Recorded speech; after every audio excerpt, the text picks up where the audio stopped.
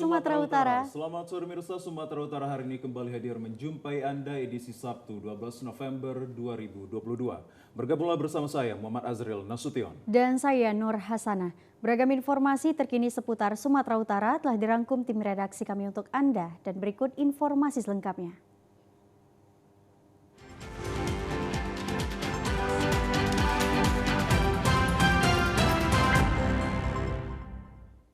Pemirsa, diawali informasi dari Kabupaten Mandailing Natal, sebanyak 6 wanita dan 4 pria ditangkap petugas Satuan Polisi Pamong Praja Kabupaten Mandailing Natal pada salah satu kamar hotel kelas Melati di Kota Penyambungan.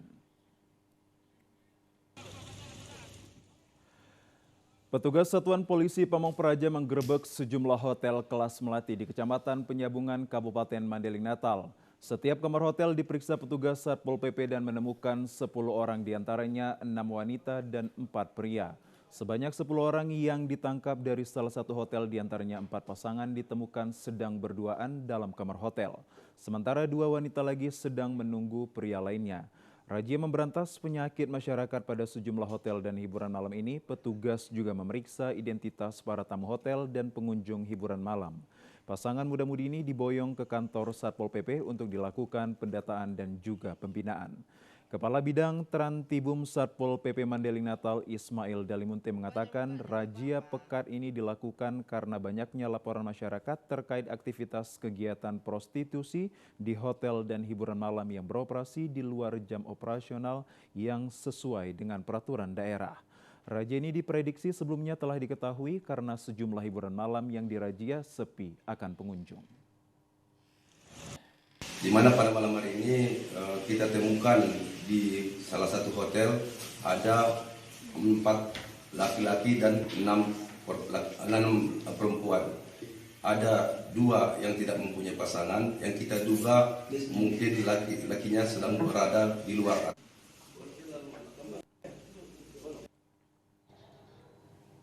Pemirsa, masyarakat Kecamatan Marancar, Kabupaten Tapanuli Selatan menggelar aksi unjuk rasa di depan pintu gerbang pembangunan pembangkit listrik tenaga air atau PLTA Simarboru. Aksi ini dilakukan lantaran lebih banyak masyarakat luar daerah yang dilibatkan dalam pekerjaan pembangunan. Dengan membawa sejumlah spanduk, puluhan masyarakat Kecamatan Marancar, Kabupaten Tapanuli Selatan menggelar aksi unjuk rasa di depan pintu gerbang pembangunan PLTA Simarboru. Dalam aksinya, massa yang tergabung dari berbagai organisasi masyarakat meminta pihak PT NSHE selaku perusahaan yang melakukan pembangunan PLTA Simarboru dapat mempekerjakan masyarakat setempat. Pasalnya saat ini lebih banyak masyarakat luar daerah yang bekerja dalam proyek pembangunan tersebut dengan perbandingan 60% masyarakat luar daerah dan 40% masyarakat lokal. Massa menilai tindakan perusahaan tersebut terkesan mendiskriminasi masyarakat setempat, di mana selama proyek pembangunan pembangkit listrik tersebut masyarakat setempat yang terkena dampaknya mulai dari banyaknya abu serta adanya getaran selama proyek megawatt tersebut berlangsung. Bahkan tindakan yang dilakukan PT NSHE tersebut tidak sesuai dengan janji perusahaan saat melakukan sosialisasi, di mana berjanji akan mempekerjakan 70% masyarakat daerah. Sekali lagi saya katakan adalah hak masyarakat Marancar, termasuk salah satunya adalah tentang pekerjaan proyek dalam yang melibatkan beberapa subkon. Di situ hadir di situ supplier tidak ada dipakai masyarakat Marancar. Selain itu, yang kedua, pengerjaan proyek-proyek yang ada di dalam pekerjaannya rekrutmen tenaga kerjanya itu 60% dari luar Marancar. Itu ada datanya sama kita dan bisa kita pertanggungjawabkan. Sementara itu, pihak PT NSHE yang menerima aspirasi massa akan menjadwalkan mediasi antara masyarakat dengan perusahaan. Penjelasannya cukup panjang Ya. dan kami persiapkan nanti berikan waktu untuk menjelaskan apa yang di lapangan ini dan minta perwakilan daripada masyarakat untuk bisa bertukar pikiran apa yang kita katakan sehingga ada kejelasan. Ya pemirsa, kami ajak Anda ke informasi lainnya. Anggota DPRD Labuhan Batu Utara meninjau penyebab banjir yang merendam ribuan rumah warga baru-baru ini, dan dari hasil investigasi wakil rakyat ini menemukan 3 penyebab utama terjadinya banjir. Anggota DPRD Labuan Batu Utara mencari penyebab banjir besar yang merendam ribuan rumah warga di Kelurahan Aikanopan dan Aikanopan Timur, Kecamatan Kualu Hulu, Kabupaten Labuan Batu Utara pekan lalu. Komisi B DPRD Kabupaten Labuan Batu Utara melakukan peninjauan ke beberapa titik lokasi yang dipimpin Ketua Komisi B Mufti Ahmad Dalimunte beserta 3 orang anggota. Dari hasil investigasi di lapangan, Komisi B DPRD Kabupaten Labuan Batu Utara menemukan 3 penyebab banjir yang cukup besar, yakni tanggul penahan air Sungai Aikanopan yang berada di hulu Sungai Jebol sepanjang 20 meter, ditambah lagi 2 perusahaan perkebunan yakni PT Sofin, Aikloba, dan PT Smart Kanopan Ulu yang mengalirkan pembuangan air ke Sungai Aikanopan. Adanya penyebab terjadinya banjir besar ini membuat Komisi B DPRD melayangkan surat dan memanggil perusahaan dan pelaksana yang mengerjakan pembuatan tanggul penahan air serta 2 perusahaan perkebunan yakni PT Sofindo, Aikloba, dan PT Smart Kanopan Ulu. Ketua Komisi B DPRD Labuan Batu Utara Mufti Ahmad Dalimunte, mereka turun melakukan pengecekan terhadap sumber penyebab banjir dan menemukan 3 penyebab utama banjir yang merendam ribuan rumah warga baru-baru ini. Kita sudah cek ada di 2 titik yang penyebab banjir ini. Yang pertama ada di Sikopi dan yang satu lagi di Padang Galagala. Satu perusahaan PT Sopindo, yang satunya lagi PT Smart Kanopan Hulu. Rencananya kita akan panggil dan nanti ujungnya kita akan buat rekomendasi baik itu ke pemerintah kabupaten dan provinsi juga, dan yang terakhir nanti juga ke perusahaan. Sementara itu, anggota DPRD Labuan Batu Utara berharap agar Dinas Pengairan Provinsi Sumatera Utara segera melakukan normalisasi terhadap Sungai Aikanopan sehingga banjir besar yang merendam ribuan rumah warga tidak terjadi kembali. Pemirsa, di Kabupaten Langkat masih terjadi banjir pada 5 kecamatan sehingga Polres Langkat beserta jajaran menyalurkan bantuan sembako dan mendirikan posko dapur umum serta menyiapkan tenaga medis pada sejumlah lokasi banjir. Banjir di Kabupaten Langkat masih terjadi pada sejumlah desa pada 5 kecamatan, diantaranya Kecamatan Hinai dan Tanjung Pura. Polres Langkat menyalurkan bantuan sosial kepada warga korban banjir di Kabupaten Langkat. Bantuan sosial yang disalurkan pada sejumlah desa di Kecamatan Tanjung Pura dipimpin Kapolres Langkat AKBP Danu Pamungkas Totok bersama Ketua Bayangkari Polres Langkat, Nyonya Indri Danu Pamungkas. Sekitar 50 paket sembako terdiri atas beras, mie instan, dan minyak goreng diberikan Polres Langkat yang dipusatkan pada sejumlah posko dapur umum. Kapolres Langkat AKBP Danu Pamungkas Totok mengatakan bantuan sembako ini rutin diberikan Polres Langkat beserta jajaran sejak banjir merendam Kabupaten Langkat pekan lalu. Polres Langkat juga mendirikan dapur umum dan menyiapkan tenaga kesehatan guna meringankan keluhan warga yang sudah lama terendam banjir. Kami Polres Langkat mengadakan kegiatan bantuan sosial di beberapa desa, yaitu di Desa Pekubuan, Tanjung Pura, Desa Lalang, dan Gang Bilal di sekitar Masjid Azizi. Selain memberikan bantuan sosial, kami juga mendirikan dapur umum. Dapur umum ini berada di Desa Lalang, Dusun 4, yaitu untuk memudahkan masyarakat untuk sehari-harinya bisa mendapatkan makan. Berdasarkan data sementara Badan Penanggulangan Bencana Daerah Kabupaten Langkat, saat ini 5 kecamatan yang terdampak banjir diantaranya adalah Kecamatan Besitang, Kecamatan Seilepan.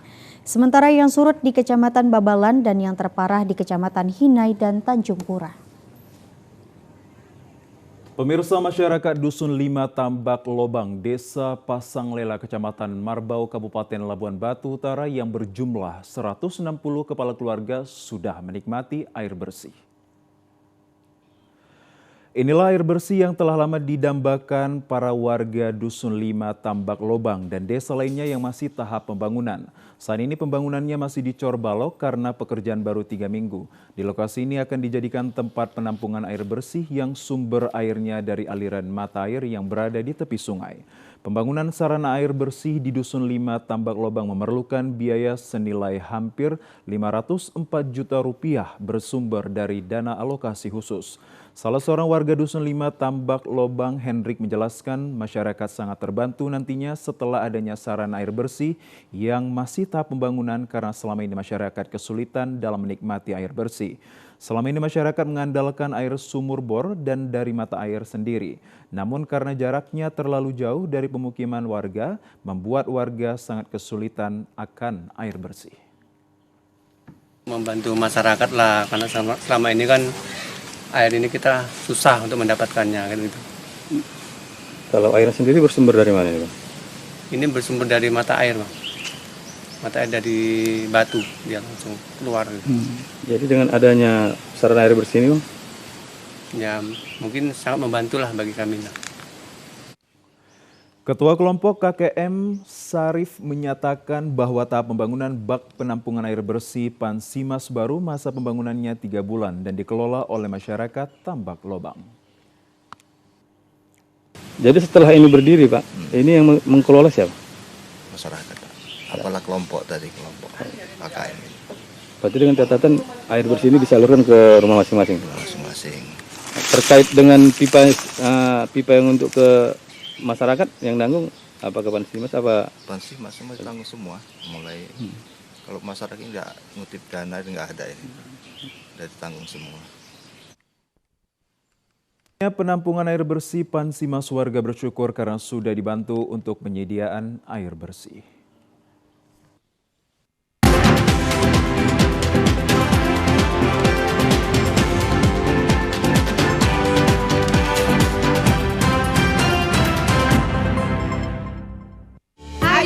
Cegah stunting.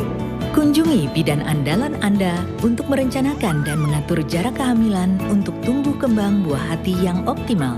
Cegah stunting itu penting melalui perencanaan keluarga. Khawatir ber-KB? Tunda kehamilan dan raih cita-cita dengan Andalan FE. Andalan laktasi untuk ibu menyusui. Ber-KB itu mudah. Andalan pilihan perempuan Indonesia.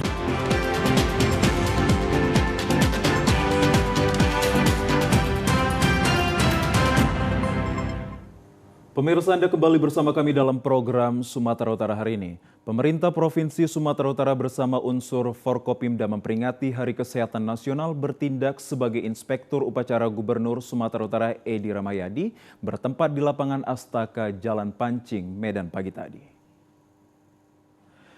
Momentum Hari Kesehatan Nasional diperingati pada tanggal 12 November setiap tahunnya. Tahun ini memasuki usia 58 tahun. Dengan mengusung tema Bangkit Indonesiaku, Sehat Negeriku, diharapkan peringatan Hari Kesehatan Nasional bisa menjadi momentum untuk membangkitkan Indonesia di sektor kesehatan agar bisa kembali pulih setelah 2 tahun dalam pesakitan.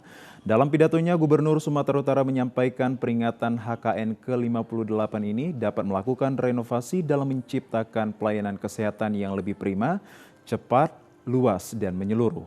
Caranya melalui transformasi kesehatan yang di dalamnya meliputi 6 pilar, antara lain transformasi layanan rujukan, transformasi sistem ketahanan kesehatan, transformasi sistem pembiayaan kesehatan, transformasi SDM kesehatan, dan transformasi teknologi kesehatan.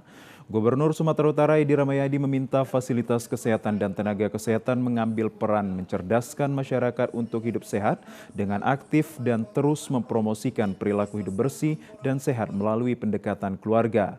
Pada kesempatan yang sama turut diberikan penghargaan Ketua TPPKK Provinsi Sumatera Utara Nawal Lubis serta kepada tenaga kesehatan teladan yang dinilai berdasarkan pengabdian, prestasi, kerja inovasi, dan peran aktif dalam mendorong keberhasilan pembangunan kesehatan di Sumatera Utara. Manusia itu adalah pendidikan dan kesehatan. Untuk kita bisa maju, kesehatan harus diperhatikan. Sehingga dalam momentum ini menyemangati rakyat kita harus tahu kesehatan. Tadi sudah panjang lebar menjadi amanah Menteri Kesehatan. Tapi khususnya secara perorangan, kesehatan adalah tanggung jawab perorangan. Dia yang paling tahu olahraga, makanan-makanan yang bergizi. Sehingga rakyat itu kita semua sehat. Dengan sehat berarti Sumatera Utara bermartabat. Sementara itu peringatan HKN tahun ini berbeda dengan tahun sebelumnya dengan melibatkan Dinkes Sumut, UPT Dinas Kesehatan, Rumah Sakit Pemerintah dan Swasta, serta organisasi profesi kesehatan, mitra kesehatan dan juga pendidikan. Kegiatan juga dirangkai dengan kehadiran stand, pameran dan bazar pengabdian masyarakat, pemeriksaan kesehatan melalui edukasi kepada masyarakat melalui kegiatan seminar maupun event lainnya.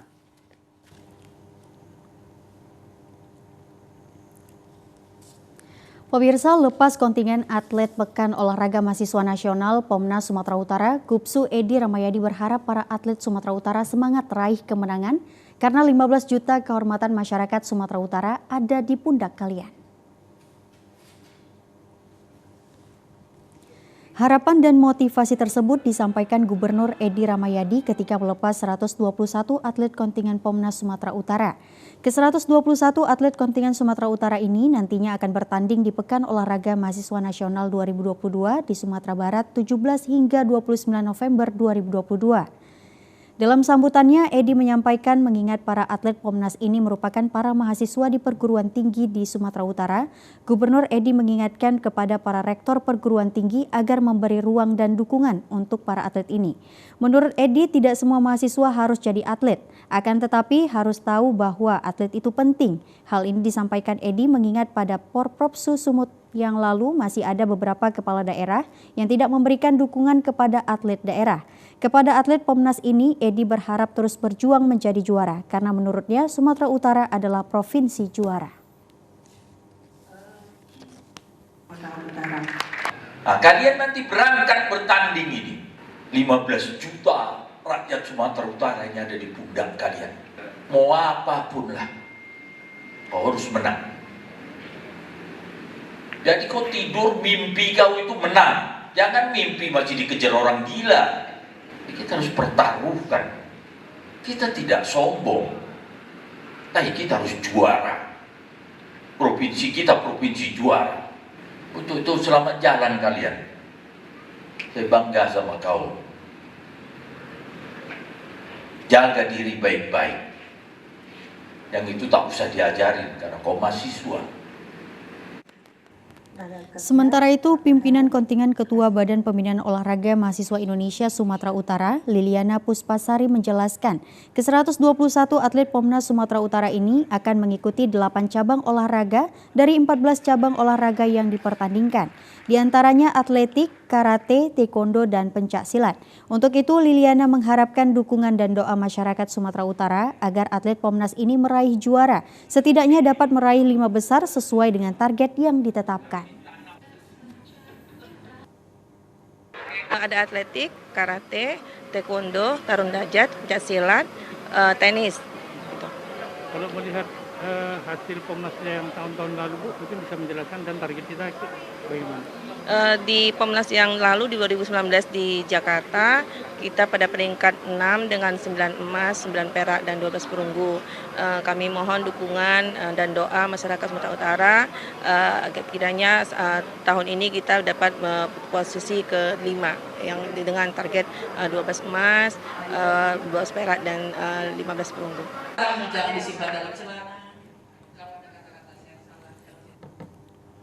Sementara itu, mirsa, di informasi lainnya, Lembaga Pemberdayaan Masyarakat Republik Indonesia LPM RI sebagai lembaga kemasyarakatan berperan aktif dalam pembangunan dan pemberdayaan menyelenggarakan Temu Kader Nasional LPM RI serta pemberian LPM Award malam tadi di Le Polonia Hotel Medan.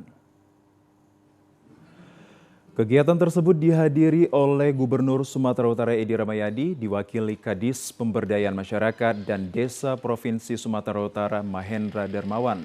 Wali Kota Medan diwakili Asisten 3 Bidang Kesejahteraan Masyarakat Kota Medan M. Sofyan. Dibuka Menteri Dalam Negeri yang diwakili Direktur Jenderal Bina Pemerintahan Desa Direktorat Kemendagri Dr. Eko Prasetyo.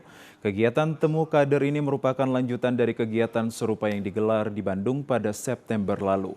Ketua DPD LPM Kota Medan Heri Bolon mengatakan Temu Kader yang dirangkai dengan pemberian LPM Award ini diberikan kepada beberapa kategori seperti LPM Award dengan kategori kader paling aktif, DPD LPM Provinsi Teraktif, LPM Kabupaten Kota Teraktif, dan Partai partisipasi pemerintah daerah kota kepada LPM. Dalam kesempatan tersebut, Wali Kota Medan Bobi Afif Nasution terpilih menerima penghargaan LPM Award 2022 sebagai kepala daerah yang berkontributif, yang diserahkan langsung oleh Ketua DPP LPM RI Dr. Ahmad Doli Kurnia Tanjung. Lebih lanjut, Ketua DPD LPM Kota Medan Heri Bolon mengatakan LPM merupakan mitra strategis bagi pemerintah di semua tingkatan. LPM menjadi jembatan bagi masyarakat kepada pemerintahnya dengan bentuk swadaya dan mandiri, terutama memperluas kerjasama dalam meningkatkan mutu lembaga agar bermanfaat luas bagi masyarakat. Ya, pada malam hari yang berbahagia ini, ya, berkat dukungan daripada pemerintah kabupaten kota, khususnya Bapak Wali Kota kita, Bapak Muhammad Bobi Afif Nasution, yang sangat luar biasa, sangat mensupport acara ini sehingga acara ini dapat berjalan dengan baik. Mudah-mudahan untuk kedepannya Kota Medan ini menjadi suatu barometer, menjadi suatu tolak ukur seluruh LPM yang ada di Indonesia.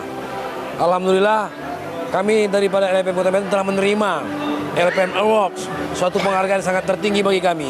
Dan demikian juga kepada Bapak Wali Kota kami, Bapak Muhammad Bobi Afif Nasution. Begitu Bapak Wali Kota sangat mendukung. Alhamdulillah, melalui Bapak perwakilan dari Bapak Aspem kita, Bapak Wali Kota mendapatkan penghargaan yang luar biasa dari LPM. Ketua DPP LPM RI Ahmad Doli Kurnia Tanjung mengucapkan selamat jajaran LPM se-Indonesia dan berharap ke depan bisa mengembangkan eksistensi diri lagi dengan mengoptimalisasikan peluang yang sebelumnya optimal.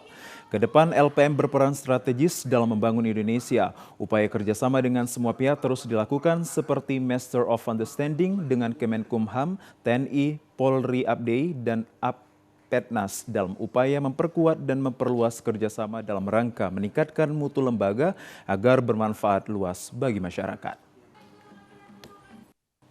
Kita ingin dengan acaranya Temu Kader ini bisa menjadi bagian konsolidasi buat LPM seluruh Indonesia.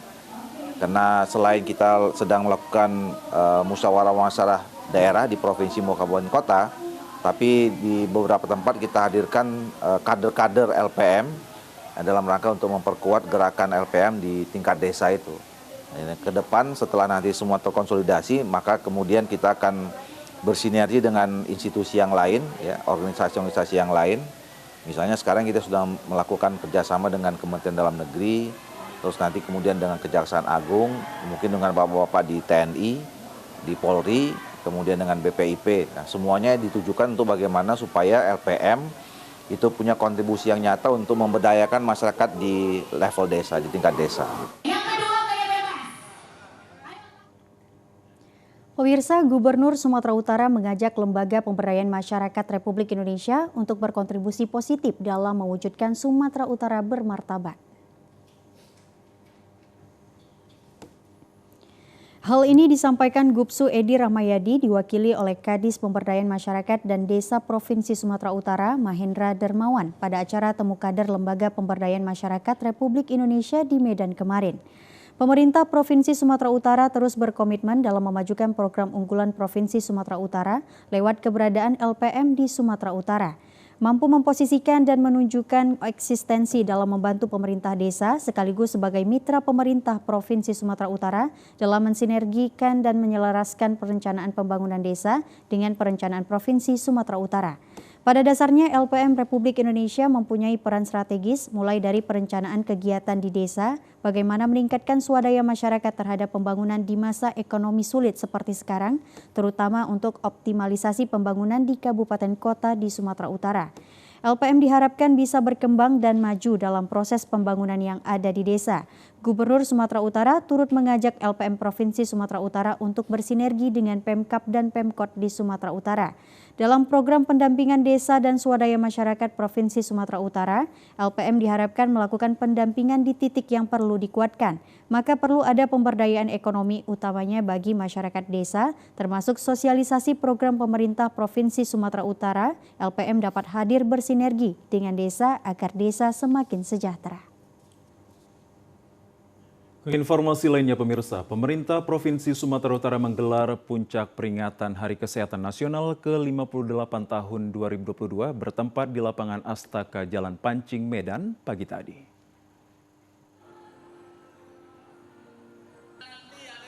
Melalui peringatan Hari Kesehatan Nasional ke-58, Kepala Dinas Kesehatan Sumut Ismail Lubis mengingatkan masyarakat terus menjaga kesehatan dengan mengikuti perilaku cerdik. Pada momentum Hari Kesehatan Nasional, kesehatan menjadi sangat penting serta menjadi aset. Dalam upaya menjaga kesehatan diantaranya dengan melakukan perilaku cerdik, C artinya cek kesehatan secara rutin setiap bulannya, cek gula darah, cek kolesterol. E dimaksudkan enyahkan asap rokok, dan R rajin untuk aktivitas fisik. Karena kalau sudah cerdik jangan lagi merokok, khususnya di tempat umum, dan agar badan tetap bugar aktivitas fisik menjadi hal yang sangat penting. Menjaga tubuh agar tetap sehat harus dilakukan dengan diet kalori seimbang, istirahat yang cukup, dan terakhir kelola stres. Ia berharap pers ikut mengedukasi kepada masyarakat terkait perilaku cerdik.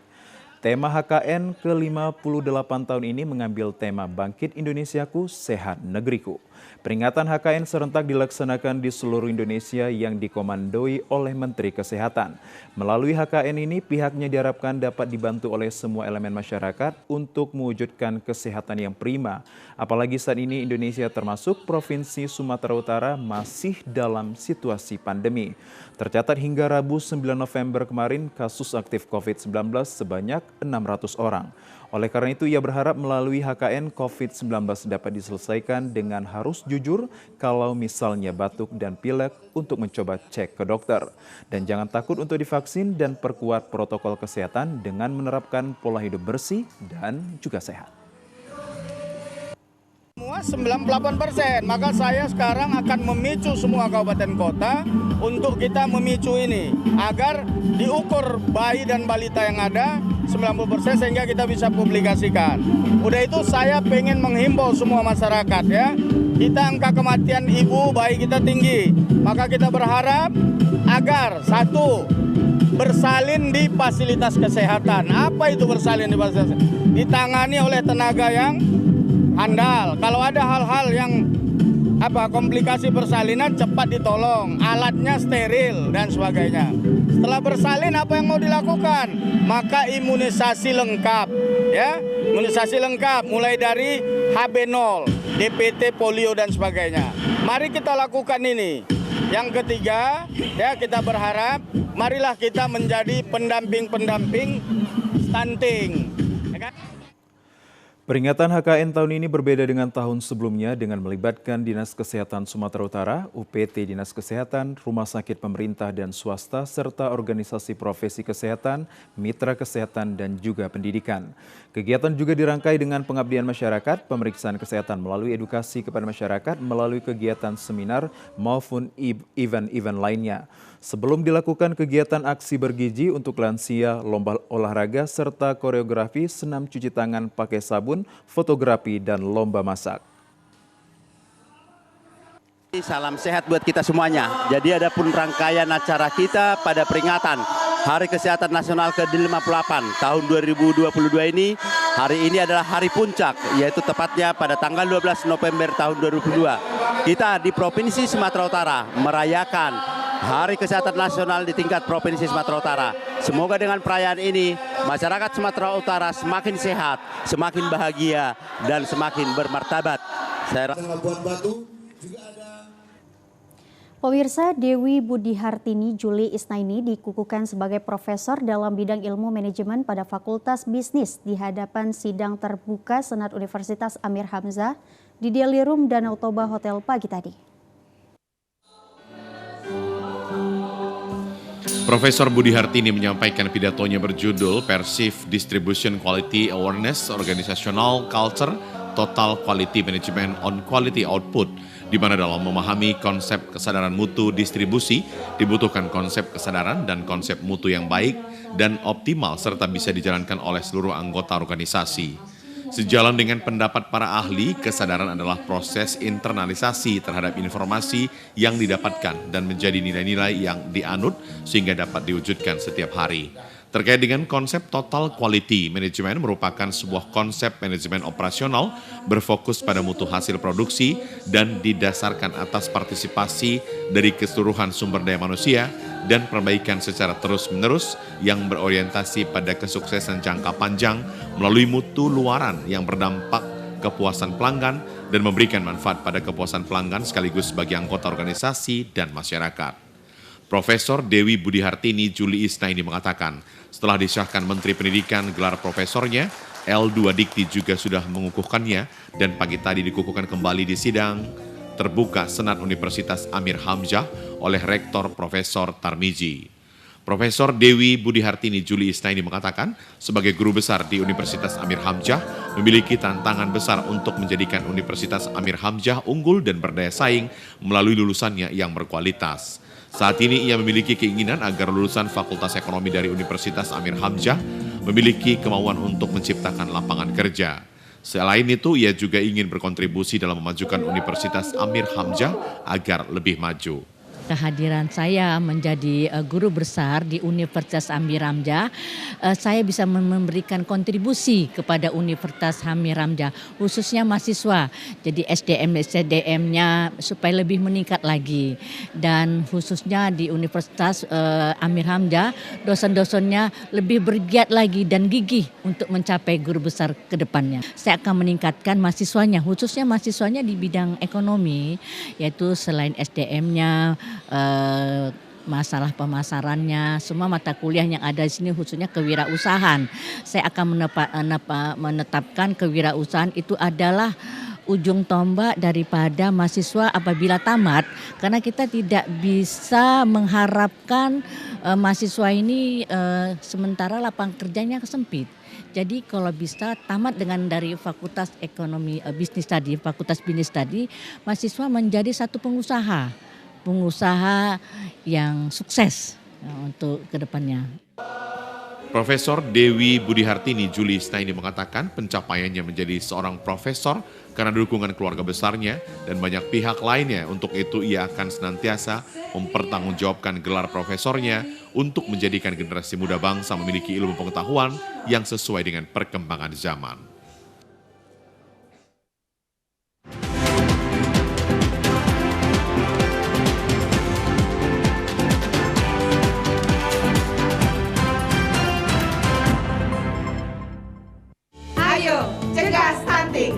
Kunjungi bidan andalan Anda untuk merencanakan dan mengatur jarak kehamilan untuk tumbuh kembang buah hati yang optimal. Cegah stunting itu penting melalui perencanaan keluarga.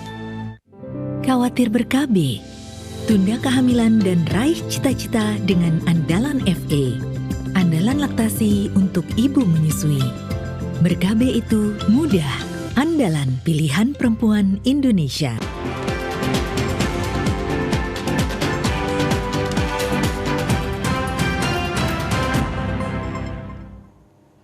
Pemirsa, Ketua Tim Penggerak PKK Provinsi Sumatera Utara, Nyonya Nawal Edi Ramayadi mengapresiasi Kelurahan Bagelen, Kecamatan Padang Hilir, Kota Tebing Tinggi, masuk sebagai nominasi evaluasi Hari Kesatuan Gerak Tertib Administrasi dan merupakan pilot project di Sumatera Utara. Kunjungan Ketua TP PKK Provinsi Sumatera Utara ke Kelurahan Bagelen merupakan bentuk apresiasinya terhadap kelurahan tersebut yang masuk nominasi dalam Hari Kesatuan Gerak Tertib Administrasi. Dikatakan apabila administrasi baik serta data-data tertib, maka segala kegiatan PKK Provinsi Sumatera Utara yang dibantu TP PKK Pemko Tebing Tinggi akan berjalan dengan baik. Seperti halnya dengan pendataan terhadap posyandu, pihak kelurahan mengetahui jadwal ibu-ibu untuk melakukan imunisasi terhadap anak dengan melihat administrasi yang ada. Begitu juga dengan hal lain yang berkaitan dengan kegiatan masyarakat. Untuk itu, kelurahan ini patut menjadi kelurahan percontohan di Sumatera Utara. Begitu juga dengan 10 program pokok PKK yang dilaksanakan sudah mencakup 30 OPD yang mengerjakan di tingkat kota. Dengan kata lain, program yang dicanangkan Gubernur Sumatera Utara Edi Rahmayadi kepada Kota Tebing Tinggi membangun desa menata kota. Saya melihat bagus ya, Desa Bagelen ini karena mereka saya tadi sudah lihat ada posyandu yang selalu dipantau terus-menerus. Kenapa mereka tahu? Karena mereka punya administrasi yang bagus, sehingga mereka tahu siapa yang belum ke posyandu, siapa yang ibu-ibu yang belum memeriksa kehamilannya, sehingga kelurahan ini nanti akan menjadi contoh yang baik buat desa-desa di sekitar sini. Sementara PJ Wali Kota Tebing Tinggi Muhammad Dimyati sangat berterima kasih atas kunjungan Ketua TPPKK Provinsi Sumatera Utara. Hal ini menjadi penyemangat Pemko Tebing Tinggi untuk lebih berkarya dalam memajukan Kota Tebing Tinggi dengan pembangunan alun-alun yang akan direnovasi pada tahun 2023. Evaluasi ataupun tahap akhir dari beberapa tahapan pembinaan yang dilakukan oleh PKK Provinsi Sumatera Utara. Alhamdulillah, kalau sudah sampai di tahap evaluasi itu berarti ada nilai plus dari kelurahan itu, khususnya dari tertib administrasinya. Dan kami harapkan kegiatan ini menjadi motivasi untuk kelurahan tersebut untuk bisa berbuat lebih baik ke depannya dan bisa menjadi contoh bagi kelurahan-kelurahan yang lain yang ada di. Pada kesempatan itu, Ketua TPPKK Provinsi Sumatera Utara memberikan bantuan sosial paket sembako sebanyak 1.000 paket, serta bantuan lainnya untuk kegiatan TPPKK di Kota Tebing Tinggi. Hadir dalam kegiatan Ketua TPPKK Tebing Tinggi, Nyonya Muhammad Dimyati, Lurah Bagelen, Camat Padang Hilir, serta tamu undangan lainnya.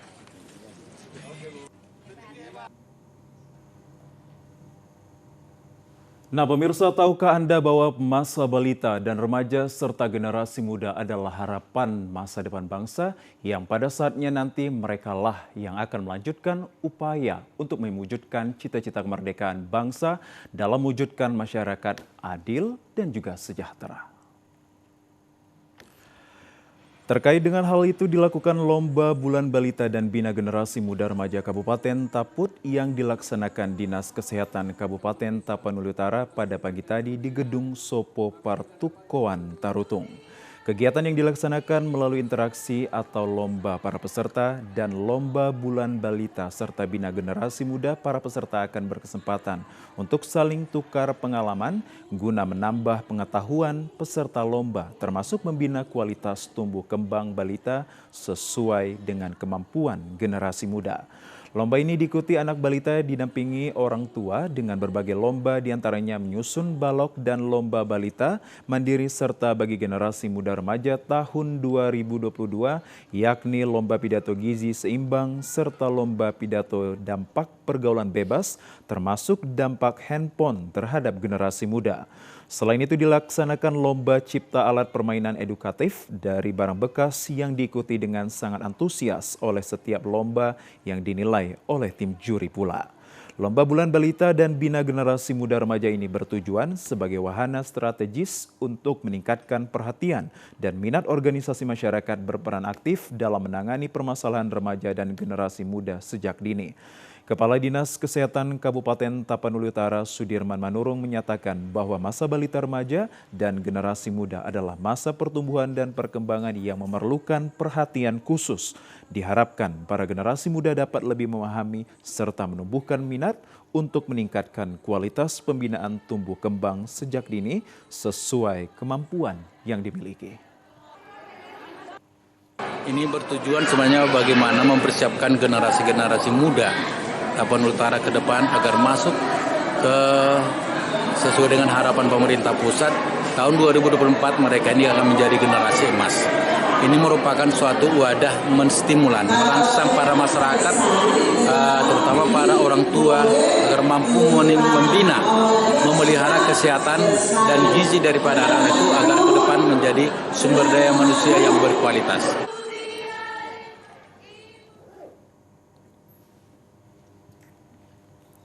Pemirsa, SMK Negeri 11 Medan menjadi salah satu SMK yang ada di Sumatera Utara memiliki warung musik 11 yang dibina oleh tim kreatif, sehingga menjadi salah satu barometer musik dan tari di Provinsi Sumatera Utara.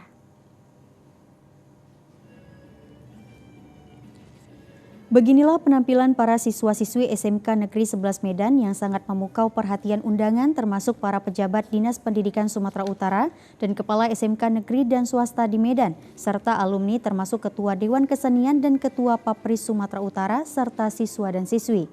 Pada launching Warung Musik 11 SMK Negeri 11 Medan ini sejumlah suguhan berupa penampilan dipertunjukkan, diantaranya orkestra, instrumentalia, dan lagu serta tarian. Cikal bakal Warung Musik 11 ini tercipta berkat beberapa tim kreatif yang selama ini membina dan menampilkan ide kreatif. Tujuan Warung Musik 11 ini adalah menjadi wadah bagi siswa SMK Negeri 11 Medan menunjukkan kemampuan dan mengasuh musikalitas dan memupuk keberanian dan rasa percaya diri untuk tampil. Selain itu, mengembangkan potensi diri dalam berkreativitas termasuk membentuk karakter yang mandiri dan bertanggung jawab pada kehidupan nyata. Launching Warung Musik 11 SMK Negeri 11 Medan ini dilakukan oleh Kepala Dinas Pendidikan Sumatera Utara, diwakili oleh Kepala Bidang SMK Sakti yang ditandai dengan pemukulan gong dan pemukulan tagading. Sejumlah Kepala SMK hadir, diantaranya Kepala SMK Negeri 9 Medan, Kaswardi MPD, dan Kepala SMK Negeri 6 Medan, Lando Raja Gugu. Kacabdis Medan Selatan, Haji Zuhri Bintang juga memberikan sambutannya. Kepala SMK Negeri 11 Medan, Maro Jahan Bakara menyatakan, ada 3 program keahlian di SMK Negeri 11 Medan, yaitu musik klasik, seni musik populer, dan seni tari. Sebelum launching telah dilaksanakan berbagai kegiatan di sekolah ini, setiap hari Jumat melibatkan para siswa dengan berbagai jenis atraksi musik dan juga tari. Bahkan siswa SMK Negeri 11 Medan telah tampil menjadi peserta pada acara HUT TNI tahun ini menampilkan tarian. Demikian halnya tentang instruktur senam telah disediakan. Dengan demikian SMK Negeri 11 Medan siap berkolaborasi dengan masyarakat. Warung Musik 11 ini memang nantinya akan secara terjadwal dia untuk ditampilkan baik itu indoor maupun outdoor. Bahkan nanti kita harapannya ke depan itu bisa melayani publik, ya, artinya untuk di bidang musik. Nah, melayani publik di sini dalam arti yang luas, misalnya boleh juga misalnya katakanlah masyarakat itu ingin bergabung dengan kita, dia mau menyanyi, mau menyalurkan hobinya, atau juga bisa misalnya nanti karena warung musik ini juga mempunyai produk-produk untuk bisa dimanfaatkan oleh masyarakat. Kita berharap masyarakat bisa memanfaatkannya.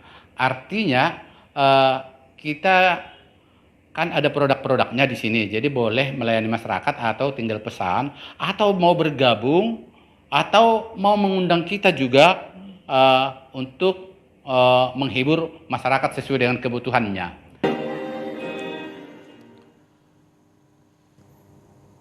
Pemirsa, Desa Hilisi Maitano yang berada di Nias Selatan diusulkan menjadi salah satu kawasan cagar budaya mengingat banyaknya warisan sejarah benda dan tidak benda sekaligus merupakan desa tertua yang ada di Nias Selatan. Diusulkannya Desa Hilisi Maitano menjadi desa cagar budaya karena merupakan desa adat dan desa tertua di Kabupaten Nias Selatan. Disebut sebagai desa adat karena terdapat kultur budaya yang masih kental seperti susunan struktur adat mulai dari golongan bangsawan dan cendekiawan. Selain itu di Desa Hilisi Maitano terdapat batu Mengalitikum yang sudah berusia ratusan tahun dan terdapat pintu gerbang yang terbuat dari batu megalitikum yang masih dilestarikan sampai saat ini. Jika selama ini banyak orang yang mengenal lompat batu hanya terdapat di Desa Bawo Mataluo, namun di Desa Hilisi Maitano juga terdapat lompat batu Nias yang masih dilestarikan hingga saat ini. Ketua Tim Ahli Cagar Budaya Kebudayaan Nias Selatan Silistis Podaci mengatakan bahwa seluruh masyarakat di Desa Hilisi Maitano sangat memiliki keinginan untuk menjadikan desa ini menjadi desa cagar budaya. Dikatakan ada beberapa persiapan yang dilakukan oleh pihak desa kepada cagar budaya, yakni menjelaskan sejarah yang terdapat di desa tersebut dan minimal harus sudah berusia 50 tahun dan sampai saat ini keberadaannya masih terjaga dan diwarisi oleh masyarakat pula.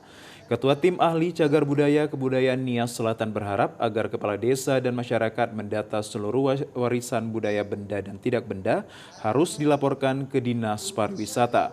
Setelah itu diajukan kepada Dinas Pariwisata akan dinilai cagar budaya layak atau tidak menjadi cagar budaya. Bahwa nyatanya Hingga saat ini antusiasme masyarakat desa Lismetan itu luar biasa. Itu bukti bahwasanya mereka sangat mencintai adat dan budaya yang tersedia di desa. Apalagi bila kita involve perkembangan budaya ke depan, ini mereka sangat cinta sekali dengan kebudayaan yang ada di desa. Malah menginginkan agar desa wisata Lismetan ini menjadi kerinduan masyarakat Indonesia dan masyarakat dunia. Itu harapan. Kadis Kebudayaan Pariwisata dan Kepemudaan Olahraga Anggriani Daci mengatakan untuk diakui oleh Cagar Budaya untuk melakukan verifikasi awal atas naskah yang sudah diajukan kepala desa dan masyarakat sehingga dapat disahkan oleh Dinas Cagar Budaya sebagai Desa Cagar Budaya di Nias Selatan. Kita datang ke sini bersama dengan tim ahli Cagar Budaya melakukan verifikasi awal terkait dengan naskah yang sudah disiapkan oleh Dinas Kebudayaan Pariwisata dan Kepemudaan Olahraga. Untuk seterusnya kita harapkan naskah itu bisa dibawa ke persidangan dan seterusnya ditetapkan menjadi cagar budaya peringkat kabupaten. Karena sudah ditetapkan sebagai cagar budaya peringkat kabupaten, maka ada kekuatan hukum terkait upaya untuk perlindungan dan pemanfaatan cagar budaya di Kabupaten Nias Selatan. Sementara itu masyarakat di Desa Hilisi Maitano sangat mengharapkan desa tersebut dapat diakui oleh Cagar Budaya sebagai Desa Cagar Budaya sehingga memberi dampak positif bagi kepariwisataan. Pemirsa, senjata sudah ada sejak dahulu kala. Sesuai fungsi dan perannya, setidaknya ada 4 fungsi senjata yang dipakai oleh para leluhur, yakni untuk berperang membantu manusia dalam kehidupan sehari-hari, untuk acara adat, dan senjata juga sebagai simbol dari strata sosial pemakainya.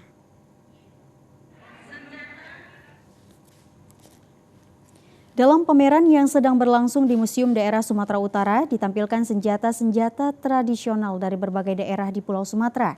Masing-masing museum daerah ini menampilkan berbagai macam koleksinya yang bila diamati terdapat kesamaan, namun juga memiliki ciri khas masing-masing daerah.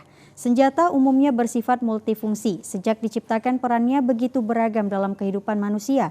Misalnya senjata untuk berburu juga digunakan untuk membela diri atau senjata untuk berperang dipakai juga dalam acara ritual. Dari semua jenis senjata ini terdapat 4 fungsi senjata, yaitu pertama untuk membela diri dan berperang yang hampir semua jenis senjata dapat dipakai untuk kegunaan ini. Selain untuk berperang, senjata juga dapat dipakai untuk membantu kehidupan manusia dalam pemenuhan kebutuhan hidup sehari-hari. Misalnya tombak, lembing atau panah yang digunakan untuk berburu. Selain itu, senjata dalam peran ini digunakan dalam keperluan rumah tangga seperti kampak untuk membelah kayu bakar dan pisau untuk memotong daging. Peran senjata lainnya yaitu senjata dijadikan relikul dalam upacara yang dapat ditemui pada pakaian adat daerah. Sementara itu, beberapa senjata juga mengenal sistem kelas sebab halnya dapat dipakai oleh golongan tertentu saja dalam perannya sebagai lambang kebesaran dan penentu kelas sosial, seperti halnya keris yang pada zaman dahulu hanya dipakai oleh sultan atau putra mahkota Melayu. Dalam pameran yang digelar di Museum Negeri Sumatera Utara dengan tema Hikayat Senjata Suwarna Dwipa, salah satu peserta adalah Museum Negeri Provinsi Sumatera Selatan, Museum Bala Putra Dewa. Kepala Museum Negeri Bala Putra Dewa, Chandra Amprayadi, menjelaskan, dalam pameran ini Museum Negeri Sumatera Selatan menampilkan berbagai jenis senjata tradisional, koleksi museum yang menggambarkan berbagai senjata dari berbagai pelosok di Sumatera Selatan. Pameran ini sudah dibawa 10 koleksi. Koleksi ini sudah 4 tahun berjalan ke keliling Sumatera. Nah, senjata-senjata di Sumatera ini atau di Nusantara ini hampir banyak kemiripannya, terutama di daerah Sumatera Selatan. Di Sumatera Selatan ini awal berdirinya daerah-daerah Melayu. Jadi Melayu itu awal asalnya dari Palembang, dari Seluntang. Setelah itu ke Pulau Bintan. Setelah Bintan ke Temasek, sudah ke Malaka, dari Malaka ke Aceh turun lagi ke daerah-daerah mulai dari Sumatera Utara, Sumatera Barat, dan di daerah-daerah pedalaman termasuk Padang. Senjatanya hampir banyak kemiripan, terutama keris, pedang. Ya, pemirsa, informasi terkait senjata tradisional tadi sekaligus menutup perjumpaan kita dalam program Sumatera Utara hari ini. Kami ucapkan terima kasih atas kebersamaan dan juga perhatian Anda. Saya Muhammad Azril Nasution. Dan saya Nur Hasanah. Selamat sore dan sampai jumpa.